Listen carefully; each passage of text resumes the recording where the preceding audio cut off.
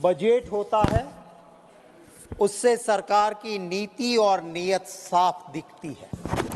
आज बड़ी उम्मीद थी देश की जनता को कि 10 साल पहले कुछ गारंटियां दी थी 2014 में, कुछ गारंटियां दी थी 2019 में। अब वो गारंटियां जो दी थी वो आखिरी बजट में कम से कम लोगों की उम्मीद थी कि ये गारंटियां कम से कम इस बजट में रिफ्लेक्ट होगी, पर यहां नहीं हुआ, ये नहीं हुआ। याद करिए उस गारंटी को जब कहा था मित्रों हर साल 2 करोड़ नौकरियां खोल दूंगा। है जो है इसमें कहीं पर उन 2 करोड़ नौकरियों का जिक्र कहा था उस वक्त पे। भाइयों बहनों, काला धन वापिस आएगा, यूं ही सबके अकाउंट में 15-15 लाख आ जाएंगे। मैं सभापति महोदय आपसे पूछना चाहता हूं, क्या इस बजट में कोई एक प्रावधान हुआ? एक second. We have had a good day.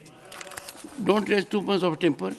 आपने आते ही कहा कि मैं सभापति जी आपसे पूछना चाहता हूं, सरकार से पूछिए, मेरे से तो प्रेम ही रखिए। जी श्योर, ठीक है ना? आपके जरिए मैं सरकार से पूछना चाहता हूं सभापति महोदय, मेरे माध्यम से सरकार से पूछिए। आपके माध्यम से सरकार से पूछना चाहता हूं सभापति महोदय, अच्छा और कि कहा था थोड़ा किसानों की आय, किसानों की आय दुगनी कर दूंगा, कहा था, और खर्चा दुगना कर दिया।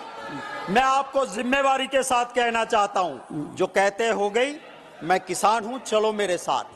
2014 में 20 केजी कॉटन का दाम था, आज कितना दाम है? आइए मेरे साथ हम किसान के बीच जाएं, किसान न्याय करें। आय दुगनी नहीं हुई, डीजल का दाम दुगना जरूर हुआ, कोई नहीं है, खाद महंगा हुआ, बीज महंगा हुआ, मजदूरी महंगी हुई, आय दुगनी नहीं हुई है। मैं कहना चाहता हूं कि ये बजट में कुछ उम्मीदें थी कि जो रूलिंग पार्टी के मैनिफेस्टो में था, ये भी कहा था कि जब काला धन वापिस आएगा, जो सैलरी वाले हैं, जो पगार से टैक्स भरते हैं, वो चोरी नहीं कर सकते हैं, उनको मैं काले धन से स्पेशल बेनिफिट दे दूंगा। अब काला धन तो उधर बढ़ गया, इधर तो कुछ मिला नहीं। जो होता है वो क्या होता है आप देखिए तो सही। बजट में भगवान श्री राम का नाम लिया गया है। मैं हिंदू हूं, मैं हर रोज भगवान राम मेरे इष्ट देव, मेरे कुल देव की आराधना करता हूं, पर मोक्ष की प्राप्ति के लिए, मत की प्राप्ति के लिए मेरे भगवान नहीं है।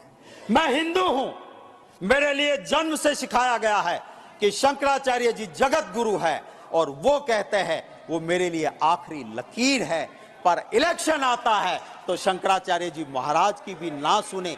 आप राम का नाम लेते हो, आपके खिलाफ अगर कोई भी बोलता है तो राष्ट्रद्रोही बन जाता है, वो देशद्रोही बन जाता है, तो कहां भगवान की आप बात करते हो? मैं कहता हूं राहुल गांधी जी का नाम बार बार लेते हैं क्योंकि वो एक नेता ऐसा है कि जो डरता नहीं है और देश की जनता को भी कहता है ऑनरेबल मेंबर, इन लोगों को honourable member, what you are saying is not borne out by record. Sir, ये the name has not been taken. Sir, मैं ये भी कहना चाहता